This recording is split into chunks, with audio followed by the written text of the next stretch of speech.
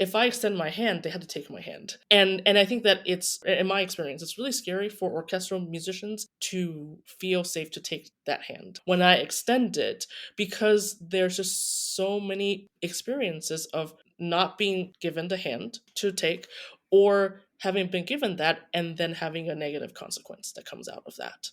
She is an award-winning conductor, the creator of Conductor as CEO, a really cool blog that championships leadership skills for fellow conductors, arts leaders, and musicians. Pete, who are we talking with today? Today we are talking with Tiffany Chang. My name is Nancy Magarill. I'm a singer, songwriter, composer, performer, graphic and web designer. And I'm Peter Michael Marino, and I'm a writer, producer, creator, performer, and educator. We are New York-based artists you may or may not have heard of. And we are here to introduce you to other artists you may or may not have heard of.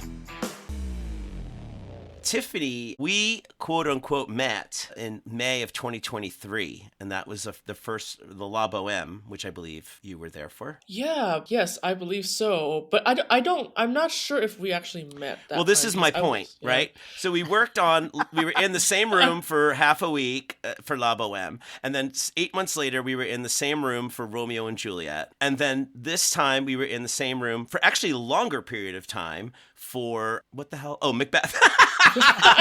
Just happened 5 days ago. Why would I remember it? Right. So my question is, why did we never have a conversation until we were at the rail at the Kennedy Center during a break? I think I should correct you in saying that I was not a part of Romeo and Juliet. Oh, thank God. I was not in the room. So then I think that was not an opportunity for us to have had a conversation. Okay, that's fair. And furthermore, I'm not sure if I was actually in the room with you for La Boheme, because you were only involved in the look-in portion. Yeah. Wait, what is the look-in portion? We'll talk about that. Yeah, and I didn't participate in the look-in. Oh, okay. So I don't feel bad at all. Yeah, so I don't think we actually met until like a week ago. Or Okay. whenever that was. Okay. Yeah. So for the listeners, a look-in is a thing that the Kennedy Center does with the Washington National Opera every 8 months or so. Whatever show is currently playing, they hire me to write a script that's going to educate 2,000 kids between 4th grade and 12th grade in what opera is and what music is and what that particular opera is. Tiffany is, well, for the last project, was the rehearsal conductor while we were rehearsing what we were doing for this presentation, which is I excerpts. still don't know what look-in means. It's like looking behind the scenes. It's like we're showing parts of, like, we'll show like, the big letter aria that Lady Macbeth has. But beforehand, the host will say, what we're going to hear next is called an aria. Sometimes you'll hear arias in opera, sometimes duets. We're kind of giving them all the terminology and stuff and showing examples from the actual opera that's currently playing, excerpts. And who is Right. it for? It's for students between 4th grade and 12th. So it is giving them an introduction to theater and to opera and to music and to all that stuff. It also gives the students a look into all the other aspects of opera aside from music, like how's the stage, the set, how do they move, and the lighting and the Costumes. orchestra, costumes, and all of that. So it really is using musical excerpts and Peter's script to give the students a tour. No. Yes, That makes opera. sense. Yes. Yeah, and it's quite an assignment because the whole thing has to last an hour, and there's going to be 30 minutes roughly of choices of scenes and musical moments, and then there's going to be 30 minutes of host things, audience participation things, like where we get a kid from the audience to conduct the orchestra, which, by the way, she was very good this last week. How fun. Yeah, it's super fun. So I thought, okay, so me not knowing that you were not the rehearsal director for the other shows is indicative of my question, because I just never talked to anybody because I was in a rehearsal room at the Kennedy Center for an opera. Oh. You're So, in like, work mode. Why is that? What's so weird is that, like, they have hired me to dispel the myth that opera is some hoity-toity, snobby thing, right? Like the video series I did for them, and literally what I wear when I go to the opera, it's just jeans and a t-shirt, is to dispel that myth that opera is something that is unreachable, unattainable, and for certain types of people. And I think that I still carry that with me when I am there, because I I feel a little bit like an outside. I am an outsider. I'm a musical theater guy. Everyone's under the gun. I see how the maestro works with the orchestra under very tight conditions. We have something we have to put together, and it's different than what you've been playing. I see how the stage management has to relay 1,000 messages, and so I feel very guilty and responsible for a lot of these things. Who does the orchestrations for these pieces? Macbeth was written by Verdi, and so, this is Verdi's orchestration. Okay. Usually, if they are reorchestrated, they would be pared down for a small pit or a smaller venue. Not the Kennedy Center. Exactly. Although operas can be done with one piano. Yeah. Exactly. Or a piano or two pianos. I've done operas with two pianos and percussion. There's all sorts of different orchestrations that could be used for opera depending on its size and its needs. So are these productions being performed at the Kennedy for large audiences, and then you're taking a section to look in for students? Is that what's happening? That they're playing simultaneously, kind of? Well, this look in is a selections from the opera that is a one-off event. And it's an educational event for students. So this look-in performance happened during the run on a morning, like 11 a.m. Gotcha. morning, in between the shows that we have. That's and it's all right. using the same orchestra that's been rehearsing the piece. Now, how did you get involved with Kennedy Center and with doing this? Yeah, well, I think this one answers Pete's question of like, what was I doing there? What the hell were you doing there? Yes. So I was engaged as a cover conductor for this production of Macbeth. And a cover conductor is a conductor who is not conducting the performance per se, but is there for the whole duration of the process to cover for the conductor should there be a need for any rehearsals to be covered, any simultaneous conducting situations to be covered. And so I'm there for all the rehearsals, staging, music rehearsals. I'm there for all the orchestra rehearsals. Sometimes during the rehearsal process, there would be an orchestra rehearsal happening at the same time as a staging rehearsal. And so they would need two conductors to cover for these two simultaneous rehearsals. For the performances, if there's any offstage conducting, the cover conductor usually would be responsible for that. So in Macbeth, there's significant offstage banda sequences that I am responsible for. And what I do is I look at a monitor of the conductor in the pit conducting, and I try to coordinate the music that's happening offstage with the music that's happening in the pit. So you were busy on this show. So yeah, sometimes the cover conductor doesn't have any of that responsibility. So for a performance, if there are none of those responsibilities, then I would just be there to step in should there be a need to step in. So I'd be like ready to go. That has not happened to me, but I have to say that I haven't really covered a lot in my career. I have had to step in an orchestra rehearsal kind of last minute once. Last time that I was here for one of the productions at the Kennedy Center. So it really is kind of you're prepared to do whatever they need you to do and just go and do it. Which is actually kind of nice because then you don't have time to kind of get nervous. You just kind of like, oh, well, you just go do it. And I pride myself in being a person who's, has just I over prepare. So I feel like if I had to do it, I could do it. How do you feel we don't need to know your age, but you seem relatively young. How does it feel? Because I'm assuming you work with a lot of older musicians. And so when you're leading an older orchestra, how is that for you? Do you feel like there's any dynamic that you have to fight or anything like that? How many hours do you have for me to answer this question? I love that you just went right there, right into it. Well, there's been so much over the last year in particular about orchestras throughout the country. So I know there's a lot going on. I'll start by saying that I definitely look younger than I am. I am. But I am older than I look. Okay, so and I think that's been one of my core challenges in this career. And I've had a career as a conservatory college professor for over a decade.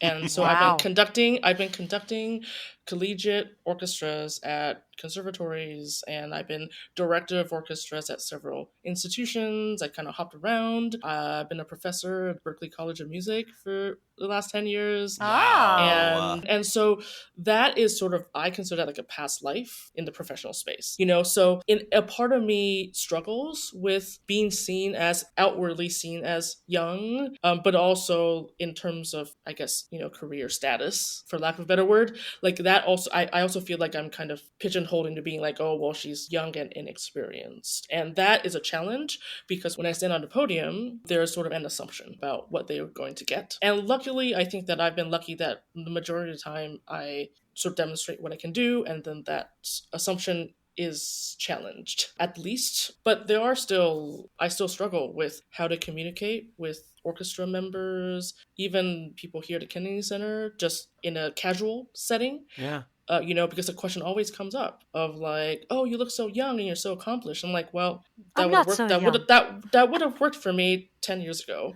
And like people always ask me like, "Oh, is this your first opera?" And I'm like, "I've been conducting opera for the last 15 years. I don't know what to say." Yeah. It's really hard for me to respond to those very innocent inquiries. It's one thing You if know? people ask you that, but do they treat you that way? Do they treat you that you don't like you don't because you I look see where so this is young, going.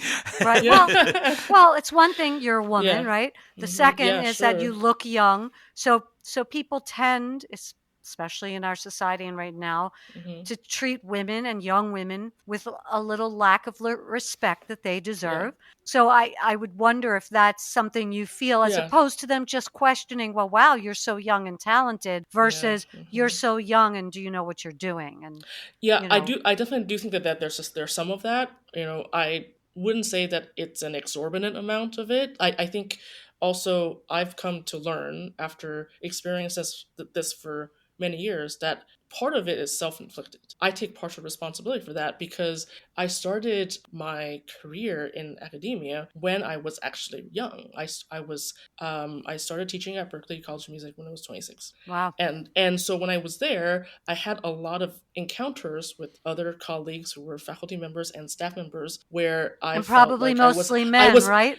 yes, and I felt like I was unseen, and I was, Yeah. and I just felt like, the result of my young brain at that point was I believed that I didn't belong and I didn't deserve to be there, and I just learned to take in all of that messaging. And I took in that messaging for a long time because I started when I was really young. So I think that all of that I've learned, and that's a learned response for me. So I'm very easily triggered by similar encounters with people as Yeah. I got older. And that's one of the things that I recognize that I have to work on, in that yes, people can mistaken me for being younger, but I'm responsible for how I respond to that, Absolutely. and not allowing what is happening inside of me to dictate what I feel about myself and also what I feel about them, and what I presume about them. And that's something that I've been working on, in the last few years. I think women have had to find that throughout all of the arts. We're going to be treated a certain way no matter what. It's just the way the world operates. And so if we let that dictate how we respond, then it doesn't serve us. And then we can't grow. And I think especially now where we're seeing the resistance to it, we have to just be strong and understand who we are and just plow ahead and just like say, you know what? Sorry, but fuck off. Yeah, no, I mean, and that's a learned skill. Like I feel Yeah. like that I'm constantly learning and building that muscle because I've done the other thing for so long, and Yeah. I've just allowed those assumptions and comments to affect me Yeah. without me even realizing it was affecting me. You would consider yourself an empathetic person, an empath even, right? Absolutely. Yeah, yeah. I mean, I Yeah. can just see the way you talked to me, for example, but also the way you look at the people that are working with you, that there's like, that you put other people first. Is that a conductor thing? Do you think that's part of your job? Oh, absolutely. Yeah. And Mm, I appreciate you're seeing that, Pete. I think that my philosophy as a conductor is that I believe that a conductor is a leader of the musicians. And as a leader, my job is to take care of the people so that they could do their best work. And Yeah. I think that is, in my experience and in my training, that has not been the prevalent message of conductor training, and that's not what we've seen in the sort of the traditional conductor musician relationship model. First of all, I don't know if the listeners know this, but like the conductor is called a maestro. right? Like, well, I guess you can probably clarify more why people did not call you maestro at rehearsals, but people called Evan Rogister maestro at Tech. And this is, I mean, I only learned about opera 5 years ago, right? And now I'm an expert, but I used air quotes. But it still always makes me feel so weird that people are referring to this other human being by no part of their actual name. I mean, it was like I had a boyfriend for a long time who worked for Armani, and everybody just referred to him as Mr. Armani. Like, even like he and I would be out drinking all night, and he'd be like, "Oh, Mr. Armani's having me." What? He's just Giorgio. Just you can say that. But the first thing that comes to mind, especially given your Mr. Armani example, is that it's a status thing, and I think that it comes from a positive place of respect. Mm-hmm. Yeah. And I think that, like, which is fine. I mean, maestro is teacher. And it's earned. And it's earned. And I think that and also the second reason I think for that is just it's tradition. And we all know that in the music industry, particularly in the classical music industry, traditions are almost impossible to break. Yes. And I think as someone who did not work initially in the operatic space, like, that maestro term is also really weird to me. And like, whenever I am the conductor in the room, like the main conductor in the room, and if somebody asks me how I would like to be addressed, I always say Tiffany. Oh, wow. Like, I always say I prefer Tiffany. I just got goosebumps. That's like you're because just like I'm a bucking person, the system. Yeah. I do understand that calling someone maestro is out of respect for the position, but for me personally, it just doesn't land correctly. That's okay if somebody else comes along and wants to be called maestro, and I talked to a stage director friend of mine once. There's no equivalent term for the stage director. I'm sure you've been at rehearsals, whether it be opera or anywhere, where singers or cast members are arguing fully out loud from the stage with the director. I'm assuming this has happened, right? It doesn't just happen in musical theater, right? Like, yeah, of course. Okay, yes. So does that happen in the orchestra world? Is there ever a time where the conductor of note is just like, damn it, if you don't hit this downbeat, I'm gonna fucking throw my, baton over the wall. Yeah. Oh, and that sure. person's like, I am doing it. Does that happen? Yeah, well, I think, the first part of it, I think, is more maybe familiar in the the old way of sort of dictatorship conductor landscape. And I think that is definitely changing. I'm not saying that it's not changing, but I think that we're so entrenched in that expectation of, well, the conductor is the one who knows what's right, quote unquote right, and you're not going to argue with the conductor. Yeah, and I think that musicians have been conditioned out of speaking up for themselves and having musical ideas, because from a young age they've been put in these environments again and again and again, and it just becomes normal. Like, I mean, it's not that they don't want to, but they just never had a platform to do that safely. And I think safely is the operative word there, because I'm sure that there are, maybe people who are more outspoken, musicians who are more outspoken and have talked back or just had a, different opinion than the conductor. That sometimes is then punished. And then what happens is that when it's punished, then people see that and then they're like, oh, well, that's not allowed and I can't do that. And then that reinforces that sort of conditioning of like, well, this is the way it has to be. And then people just become resigned and their job becomes to be compliant. But I also think there's a dynamic in an orchestra that's very different from being a performer on stage or being in a band or anywhere else, because when you're in an orchestra, you are part of a whole group of musicians that have to play together. You have to play it exactly as it's written. You have a job to do. And so if a conductor, maestro, is going to call you out for an error, more than likely you're sort of falling out of line, right? It's very, I would imagine, and maybe I'm wrong, but it's very rare, I would think, that a conductor would really pick on someone unless they're really standing out in some way. Yeah, absolutely. Someone said the only way that we know that we're doing okay is if nobody yelled at us. Yeah. Like, and I think that, like, I love that idea because I think it is so rampant in at least, the professional and even some of the academic spaces that I have been in as a conductor, of classical orchestral repertoire, that is so true. And that, like, we don't, as conductors, we don't make a point to praise even equally as we as we point out the things that are not working correctly. And so that, of course, then it makes us then expect that, oh, well, if no one said I did anything wrong, that means then that is a sign of me being okay. Right. And I think that is something that we can do better at. And it's really hard because there is this sort of top-down conductor and ensemble relationship in this space that is just so entrenched. And I am really interested and curious about how we can at least equalize that status a bit so that our musicians can rekindle their ability to be creative and to have opinions and to can they become though? more fulfilled. And I think that's a great question. I don't know. I mean, I think that there is creativity in all of us, and sometimes we just get conditioned out of the will, the desire, or feeling safe enough to do that. Well, it's really interesting because I've played with classical musicians before, and there is a difference in the way that classical musicians play versus jazz musicians. And, like the Series String Quartet that I played with, there's a very different vibe with people who know how to groove versus really strict it's like a ballerina, right? Very rarely are you going to get a classical ballerina that can go on a Broadway stage and let loose, right? Yeah. So it's I feel like it's very similar.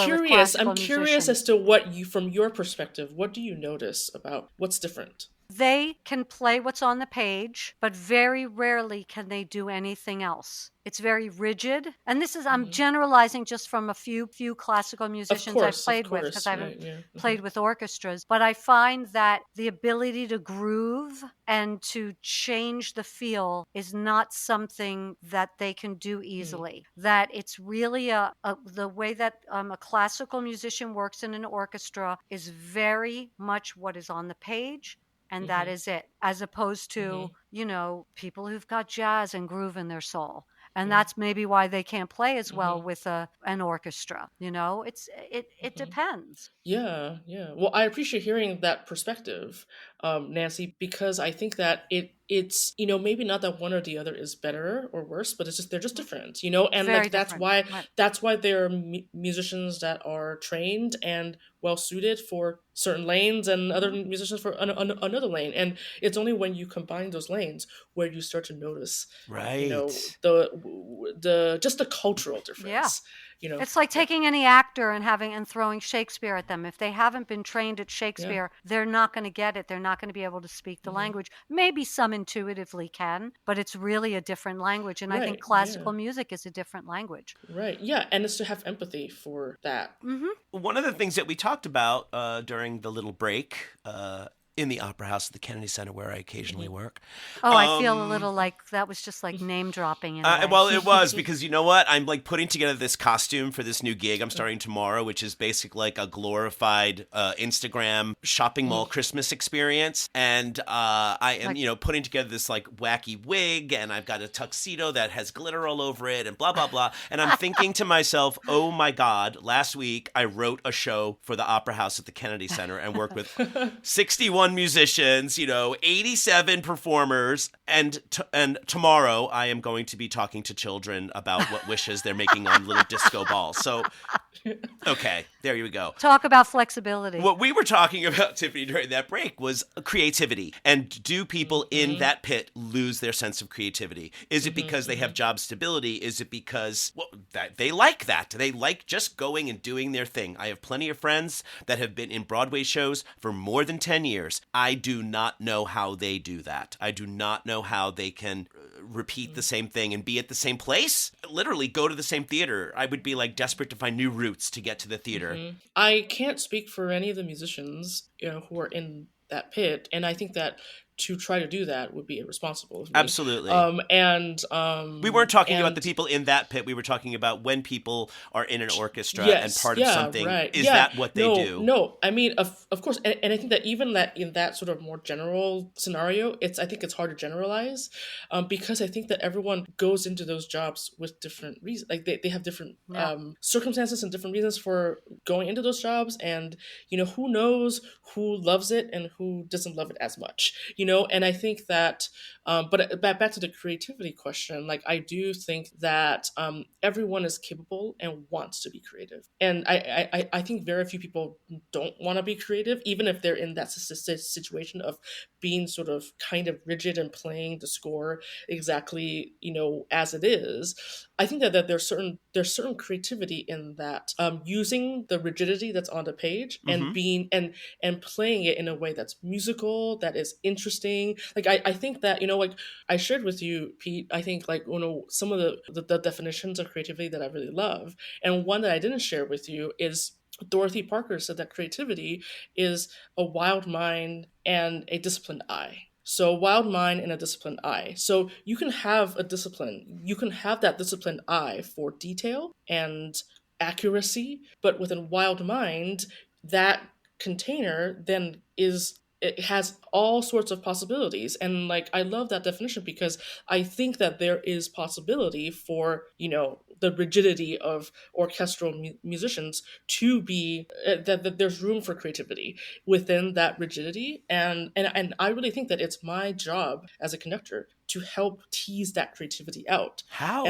And what I would try to do, at least personally for me, is I would say, well, this is the container that we're going for, and this is what we're aiming to do, and let's just try different ways of getting to this goal, as opposed to dictating, as opposed to micromanaging. Well, in order to do this, you have to move your foot this way, and then move your foot that way, and then do this, and then do that. Like instead of giving it step by step, I try to give them the vision and the goal, whether it's let's think about a gloomy color here. Like, I don't say play the clarinet in this way to get that gloomy color, but I say let's aim for this sort of gloomy atmosphere. And this is why, it's because this is happening on stage, and that's why it needs to be this color. And then that structure, without telling them how, then gives them the opportunity to be creative of doing whatever they need to do to get to that outcome. Yeah. And the outcome is never technical. The outcome is always a musical, artistic thing. And that's always worked for me, in terms of providing the discipline of the idea, but then giving them freedom. So basically, when you're at Kennedy Center, you don't have that luxury because you're not the conductor. Sure, but yeah. when you're conducting your own orchestras, you have the ability to take the music wherever you want it to go. Is that true? Absolutely. So yeah. then I mean, you when can do that. Yeah. And also, I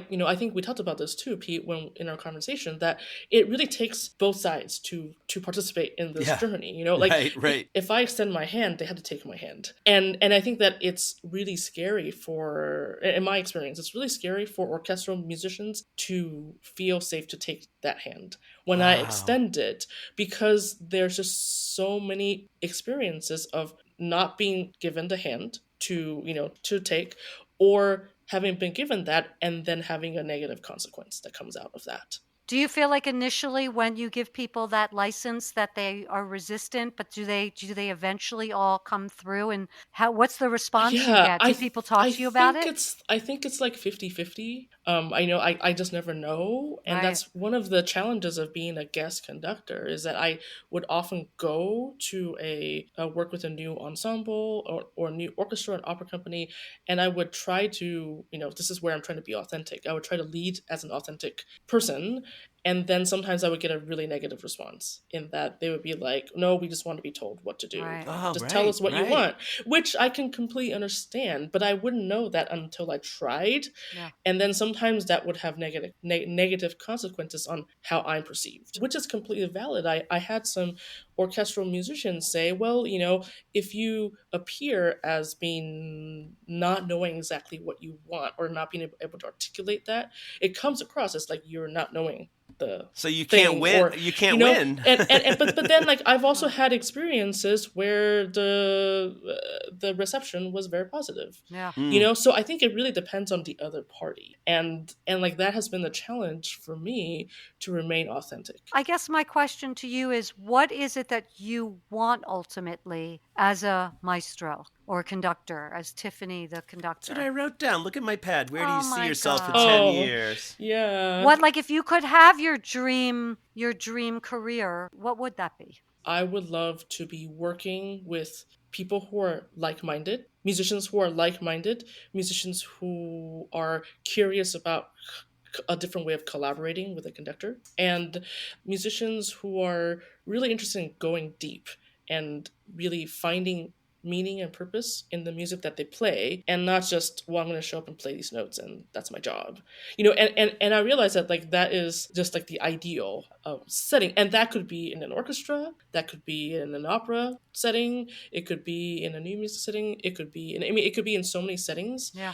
I think like a previous version of me, if I were to have been asked that question, I would have been like, oh, I would have chosen one of the, the genres, right? I would have been like, okay, well, I want to do this kind of connecting. And like the more that I've like lived life, the more I realize that it's really about finding like-mindedness.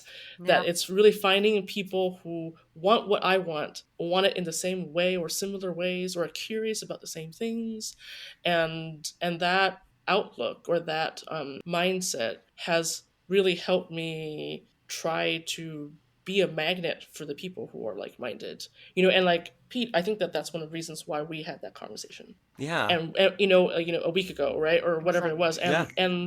and like it was one of the reasons why that conversation was really so special, because it was like I could count on one hand the number of conversations that I've had while I've been at the Kennedy Center. This is going back to me saying, like, I can't believe I didn't realize it wasn't you. I mean, I literally have nobody in mind, right, who was conducting the other two, because it was just like, I'm not here to have conversations with people. I mean, even working with David Toro, like, we've never had that many rewrites. He, like, really cares about kids and knew that I was very flexible. I mean, after the dress rehearsal, we sat backstage for, like, another hour talking about, like, let's get rid of this, let's move this, which I was like, they're gonna hate me. Stage management already hates me for. And who is David Toro? David Toro is, so the way, another great thing the Kennedy Center does, or Washington National Opera does, is David Toro is the assistant director. I think they're called associate director in opera for Macbeth. But when it comes to the look-in, that associate gets to direct the look-in specifically. So they're drawing from stuff that the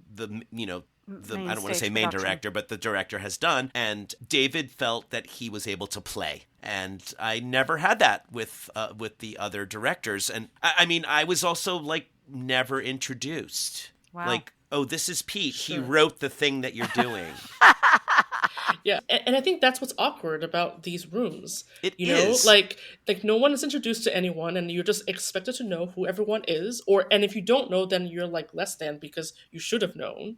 And I think that's something that like I feel often in opera rooms. Well, that's Yes. bad management. I should have known. No, but it's not just there. It's in lots of X, places, right? It's Yeah. it's- I mean, this is not directed at this particular, institution, but I think it's generally in the industry. And my experience is that, and I think it goes back to the status thing. Like, if you have status, then you should know, and or then you're privy to knowing whatever that is, that information is.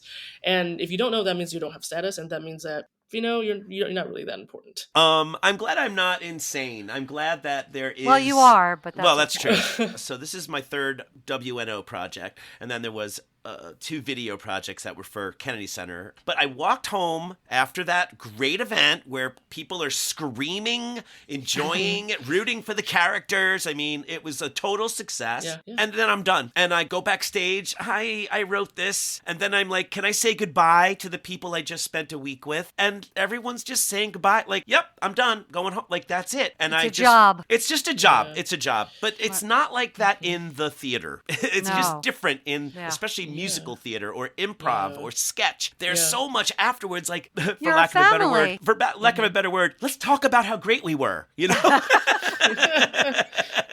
it's an experience and it's family. This is the thing that people talk about when you're on a film, when you're on a TV show, when you're in a theater production. You become family with people, and it's because you are bearing your soul. And I think it's very different with opera, and it's very different with ballet. It's a very different aesthetic, and it's much more the classical world, right? Yeah. That's so interesting that you say that, Nancy. Right? Yeah. Yeah. No, I mean, I think, that's so interesting you said that about like the family. I do think that just given the intensity of an opera production from beginning to end, that there is cultivation of that intimacy, that closeness between the people who are working on it. So I do feel like some of that exists, but I can see how it's not as intense Yeah. or as as tight as in the musical theater space, for example. And I think it comes back to status. I think that there are cliques of people who get really much like family, but if you're not, it's like a caste system. There's also something very different about people who are reading music and sitting in a pit or a big orchestra, as opposed to people on stage that are bearing their souls and are visual. Now orchestra can be visual, but they're all centered around the maestro, right? And around each other. Whereas when you're performing on stage, you're out there. And there's a very different thing that happens to you physically. Absolutely. Yeah, you were talking about like that you self-imposed a lot of these, the way you dealt with people when you weren't feeling like you were I'm making hand movements, leader. My hand is up high, like high on a ladder as opposed to low on a ladder. That's what I'm doing. That when I met Francesca Zambello for the first time last week, I was like a total like low status, I was a frog. And who is Francesca? Francesca Zambello is like the main go-to person for opera at Washington National Opera. I'm sure she has a better title than that.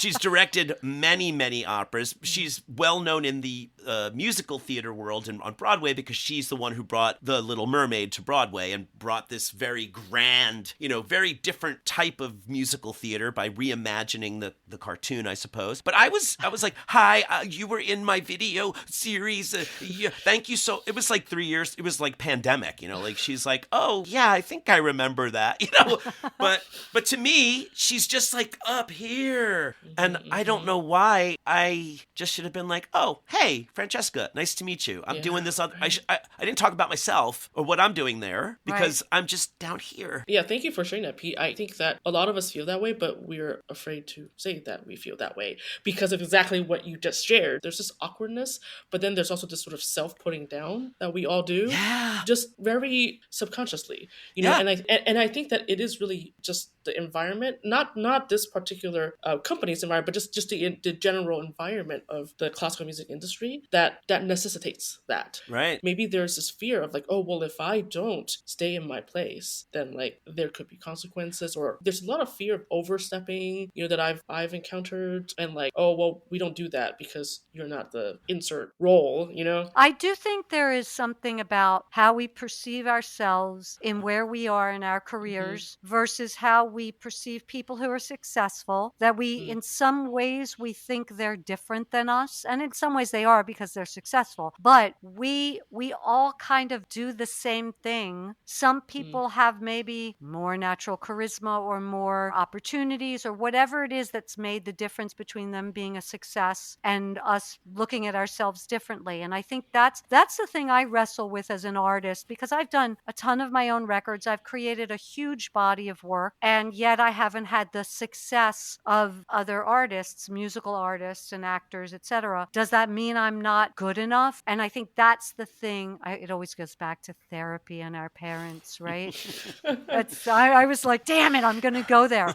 But I think it all comes back to how we perceive ourselves in our parents' eyes or in the world's eyes. And I wrestle with that, of the moments where I'm very confident in what I do and my talent and my abilities. It doesn't mean I think I'm the best artist that ever existed, but I know I've written some great songs that I'm so proud of. I sing, blah, blah, blah, blah, blah. But I think that sometimes when I see somebody who has the success that I want, or I think they could help me, I start to blabber because that confidence or whatever it is just evaporates. Yeah, it manifests itself to me like I just feel like it's not that I feel less than, I literally feel not smart. Which is hysterical to me because I find you to be very smart. Yeah, and that's why I joke that I'm the dumb one on the show. I know. Because, it happens all the time. I mean, this is like therapy and shit, but like upon learning that I have ADHD as a grown-ass man, 2.5 years ago, it has really, really helped me understand like why I struggled to understand biology or certain math classes. Like I just cannot think that way, and I just wish I knew then. But clearly eventually I trained myself to think, well, you don't know this because you're not smart. You're just not smart. You're not smart. And even like Which reading is so books. crazy. Reading books has always been, I have to just have the right kind of book. Otherwise I am like, what is happening? This is nonlinear. What? And I thought, oh, I'm just not smart. And that's why I can't read books as much as often as other people. I don't think, Pete, that at least when I work with you, I don't find that you have that, like it doesn't show to me while we work together. But I can imagine that that would be very difficult, because you have to focus to get certain things done in theater, right? Yeah. You just have to. But I think you do a really great job of it. Well, So, thanks. But I do yeah. go into the Kennedy Center experiences with like, ugh. But the other side of it is, reason why I do so many projects for them is because I come from a place of not knowing. So Right, and that it's a special automatically gift. it automatically makes things funny. It makes things exploratory. It makes you like it's a very tiny thing. But I always want my audience at the Kennedy Center to root for the host for some reason. Because to me that's the other story. Otherwise, it's just didactic. I want to circle back, though, to something you said, because I think this goes back to what we were talking about with Tiffany and you and me, is that the key is that we all have different talents. We all have different things going on with us. And the key as artists is to find our voices through all of that, because that's what makes us unique. And that those are the gifts that we bring as artists to the world. And I think to me, that's the most important thing. And I'm thinking about you, Tiffany, on your journey as a maestro of finding, where going back to where you're going to be 10 years from now, finding where it is that you fit in this crazy world of whether it's the strict world of the conductor versus, the classical world, and finding how to weave your voice in there. Same thing with you, Pete. Same thing with me. All artists finding the way to weave our voices into this world to do what it is we do best. I think that's the journey. Yeah, absolutely. And, I think it goes back to what Pete said about, just thinking, or what we were just all saying about like how we find ourselves wanting to change ourselves in order to compensate for something that we think we're missing, and Right. we've all had such unique experiences in what has created pain in us, or created hurt in us, that we don't even recognize that hurt, and then we come up with ways to compensate, whether it's wearing a mask or whether it's trying a different tactic to get the thing we want, to resolve that hurt. And then we do that. The more that we do that, the less we are ourselves. And it's so easy to, I think, in our world where comparison is so easy. It's so easy to compare, and it's so easy to make associations between what you get in an outcome and your innate value. It's so easy to make that connection, to couple those things, that is something that I think we all have to learn to uncouple for ourselves, so that we can see what our innate value is, and then to capitalize, or to preserve, to protect it, and then to capitalize it. I think that that's something that is a lifelong journey for all of us, and it's the self-awareness of what's going on, why we're doing certain things, why do we think this way, and like that is so important yet difficult to do. We are gonna not keep you all night, but I do need to ask you about this. So your workplace philosophy is that happier, valued, and more purposeful musicians make better music. Does making better music make happier people, or does being valued make happier people? Wow, that's a great question. I have one every episode. Only one. Only one. Okay. I think it's both. Well, I guess we also have to define what better music is. Because better music can have many definitions. Better could be more accurate. Better could be louder. Better could be softer. Better could be more stylistically correct. Better could be more heartfelt. Better is what the Better, maestro says better is. Well, yeah, and if it is that, then maybe it won't make people happier. Right. We all need to know that we've contributed to something and that our work is valuable, even if we're just playing long notes on a cello. Hey, thanks for checking us out. Links to today's guest can be found in the show notes. Don't forget to subscribe, like us, rate us, and tell all your friends about arts and craft.